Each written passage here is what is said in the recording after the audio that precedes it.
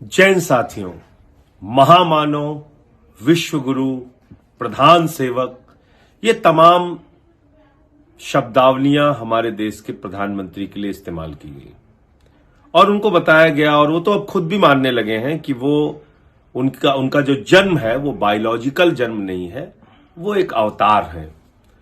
तो उस अवतार की, उस महामानव की भाषा आपने पिछले दिनों सुनी होगी, पहले भी हम लोगों ने सुनी है। कभी उन्होंने 50 करोड़ की गर्लफ्रेंड कहा, कभी उन्होंने जर्सी गाय कहा, कभी कांग्रेस की विधवा कहा, कभी शरद पवार को भटकती आत्मा कहा, उद्धव ठाकरे को नकली संतान कहा। आपने देखा होगा कि दिल्ली के मुख्यमंत्री अरविंद केजरीवाल को बदनसीब कहा, आतंकवादी कहा, खालिस्तानी कहा। और अभी इस चुनाव में तो उन्होंने राजनीति के स्तर को और भाषा की मर्यादा को पूरी तरीके से तार तार कर दिया है। जिस तरह से प्रधानमंत्री जी पूरे चुनाव में बोल रहे हैं, मुझे लगता है ये उनकी हार की हताशा है और पूरी तरीके से बौखलाए हुए हैं प्रधानमंत्री जी। कभी वो मटन के बारे में बोलते हैं, कभी मदरसा के बारे में बोलते हैं, कभी मुगल के बारे में बोलते हैं, कभी मछली के बारे में बोलते हैं, कभी मंगलसूत्र के बारे में बोलते हैं, और कल तो उन्होंने सारी सीमाएं पार करके मुजरा शब्द का इस्तेमाल किया। अब हम सब लोग जानते हैं कि पूंजीपतियों के इशारे पर नाचने वाली सरकार कौन सी है। देश की मौजूदा सरकार किस तरह से पूंजीपतियों के इशारे पर नाचती है, सब जानते हैं। तो मुजरा शब्द का उन्होंने कल प्रधानमंत्री जी ने इस्तेमाल किया, वो भी विपक्ष के लिए। मैं प्रधानमंत्री जी से कहना चाहता हूं, प्रधानमंत्री जी आप चुनाव हार रहे हैं, बुरी तरीके से आप चुनाव हार रहे हैं, और जितना समय बीतता जा रहा है उतना आप अपने आप को एक्सपोज कर रहे हैं, पूरे देश के सामने अपनी असलियत आप खोलकर रख दे रहे हैं। आपके लिए चौथी पास राजा का शब्द इस्तेमाल किया गया था, वो बिल्कुल सटीक बैठता है।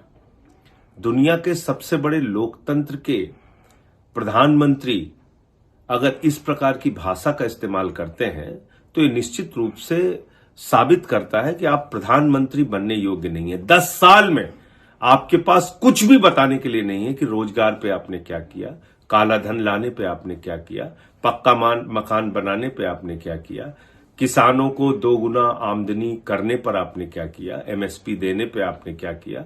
आपके पास कुछ भी बताने के लिए नहीं है कि महंगाई कम करने के लिए आपने क्या किया। आपने सिलेंडर का दाम 3 गुना बढ़ा दिया, पेट्रोल 120 रुपए में बिका, 100 रुपए में डीजल बिका, दाल 300 रुपए में बिकी, सरसों का तेल 250 रुपए लीटर बिका। महंगाई आसमान पे आपने पहुंचा दिया और लोकतंत्र की धज्जियां उड़ाई आपने। 8 सरकारें 10 साल के अंदर आपने तोड़ तोड़ के बनाई, खरीद फरोख्त करके बनाई, विधायकों का अपहरण करके बनाई। आपकी पार्टी एक अपहरण गैंग बन चुकी है और पूरे देश के जितने बड़े बड़े भ्रष्टाचारी थे उनको आपने अपने साथ शामिल किया। वो चाहे अजीत पवार हो, छगन भुजबल हो, प्रफुल्ल पटेल हो, अशोक चौहान हो, नारायण राणे हो, जनार्दन रेड्डी हो, नवीन जिंदल हो, वो चाहे मुकुल राय हो, शुभेंदु अधिकारी हो, हेमंत विश्व शर्मा हो, येदुरप्पा हो। एक लंबी फहरिस्त है। और इतना ही नहीं, बड़े से बड़े दरिंदे के पक्ष में आप खड़े हुए। वो चाहे प्रज्वल रवन्ना हो, वो चाहे उन्नाव कांड या हाथरस कांड हो, वो चाहे पहलवान बेटियों को न्याय देने का मामला हो, हमेशा आप दरिंदों के पक्ष में खड़े रहे। जिन लोगों ने गुनाह किया उनके पक्ष में खड़े रहे। हमने देखा कि अजय मिश्रा टेनी आपकी सरकार में आज भी मंत्री है, जिसके बेटे ने 4 किसानों को कुचल के मार दिया। आप किसी विषय पे नहीं बोलते प्रधानमंत्री जी, आप सिर्फ और सिर्फ विपक्ष को गालियां देने में यकीन रखते हैं। तो मैं तो अब बीजेपी के समर्थकों को, भक्तों को कहना चाहूंगा, कान में रुई लगा के जाना, सभा में कानों में रुई लगा के जाना, क्योंकि अब सिर्फ मां बहन की गाली बाकी रह गई है। मां से मटन हो गया, मां से मछली हो गया, मां से मंगलसूत्र हो गया, मां से मदरसा हो गया, मां से मुगल हो गया, मां से मुजरा हो गया, अब मां से मां बहन की गालियां बाकी रह गई हैं।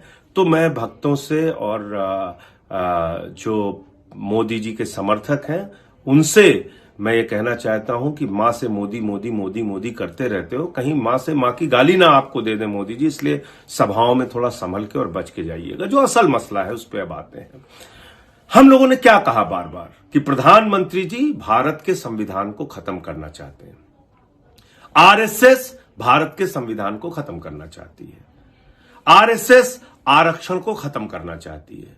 दलितों, पिछड़ों और आदिवासियों का आरक्षण इस देश में खत्म होगा अगर गलती से 2024 में प्रधानमंत्री नरेंद्र मोदी जीत गए।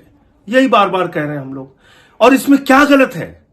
क्यों इतना बौखलाए हुए प्रधानमंत्री जी? आपकी असलियत हमने देश के सामने खोल दी, तो आप बौखला कर कुछ भी बोले जा रहे हैं। आप जवाब दीजिए इन सवालों का। 1949 में क्या भारतीय संविधान का, जब वो संविधान बनाया जा रहा था, लागू भी नहीं हुआ था इस देश में, पूरी आरएसएस ने देश भर में अंबेडकर जी के पुतले जलाकर विरोध किया था उस संविधान का, और यह कहा था कि बाबा साहब का संविधान भारतीयता के खिलाफ है। पढ़ लीजिए, तो इतिहास के पन्नों में दर्ज है। अगर मैं कुछ झूठ बोल रहा हूं तो बताइए, इसका जवाब दीजिए प्रधानमंत्री जी।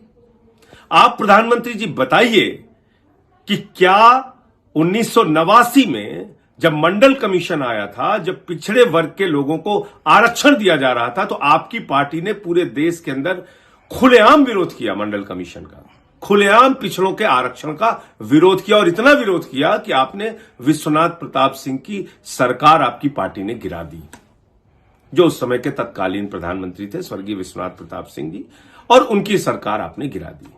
इतना ही नहीं किया आपने, 2015 में बिहार के चुनाव में आरएसएस के प्रमुख, आरएसएस तो आप लोगों का माई बाप है, उसके प्रमुख मोहन भागवत ने कहा आरक्षण खत्म होना चाहिए। मनमोहन वैद्य जो संयुक्त राष्ट्रीय महासचिव हैं आरएसएस के, उन मनमोहन वैद्य ने कहा आरक्षण से अलगाववाद फैलता है। और अभी ताजा उदाहरण उठा के देख लीजिए, उत्तर प्रदेश के मुख्यमंत्री का एक लेख है उनकी ही वेबसाइट पे, जिसमें खुलेआम उन्होंने आरक्षण का विरोध किया है। वो आज भी लेख पड़ा हुआ है, योगी आदित्यनाथ जी का लेख। इसके अलावा आपका प्रचार करने वाला जो सबसे बड़ा व्यक्ति है, जो आपके विचारों को पूरे देश में फैलाता है, अमित मालवीय, उसके 7 विचार आरक्षण के खिलाफ मैं देश के सामने कर चुका हूं।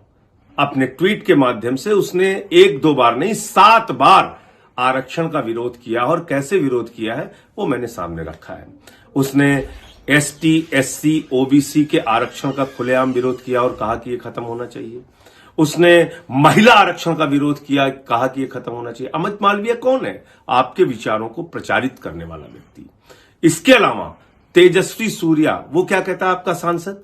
वो कहता आरक्षण एक गंदा दलदल है, आरक्षण खत्म होना चाहिए। और प्रधानमंत्री जी, आपके राज में पूरे देश के विश्वविद्यालयों में आरक्षण को आपने कुचल के कूड़ेदान में डाल दिया। आपने ओबीसी, दलित, आदिवासी का आरक्षण खत्म किया विश्वविद्यालय। मेरा सीधा आरोप है, अगर बीजेपी के लोगों के पास इसका जवाब है तो इसका जवाब दीजिए। अब आते हैं संविधान के ऊपर। संविधान के बारे में मैंने तो नहीं कहा, आपके खुद के सांसद लल्लू सिंह ने कहा 400 सीट चाहिए, संविधान खत्म करना है। ज्योति मिर्धा जो आपकी प्रत्याशी थी राजस्थान से बीजेपी की, उन्होंने कहा 400 सीट चाहिए, संविधान खत्म करना है। अरुण गोविल जी जो मेरठ से प्रत्याशी थे, उन्होंने कहा 400 सीट चाहिए, संविधान खत्म करना है। दिया कुमारी जो आपकी डेप्यूटी चीफ मिनिस्टर हैं, उन्होंने कहा 400 सीट चाहिए, संविधान खत्म करना है। अनंत हेगड़े जो आपके केंद्रीय मंत्री थे, उन्होंने कहा 400 सीट चाहिए, संविधान खत्म करना है। आप देश के संविधान को खत्म करना चाहते हैं, आरक्षण को खत्म करना चाहते हैं। ये आपकी सच्चाई है, ये आपकी इस असलियत को पूरे देश के सामने इंडिया गठबंधन के नेताओं ने खोल कर रख दिया है, और इसी के कारण आप बौखलाए हुए हैं, विपक्ष के लोगों को गालियां दे रहे हैं। गालियां देने से काम नहीं चलेगा प्रधानमंत्री जी, आप इन सवालों का जवाब दीजिए। बाबा साहब के संविधान का आरएसएस ने विरोध क्यों किया था? 1989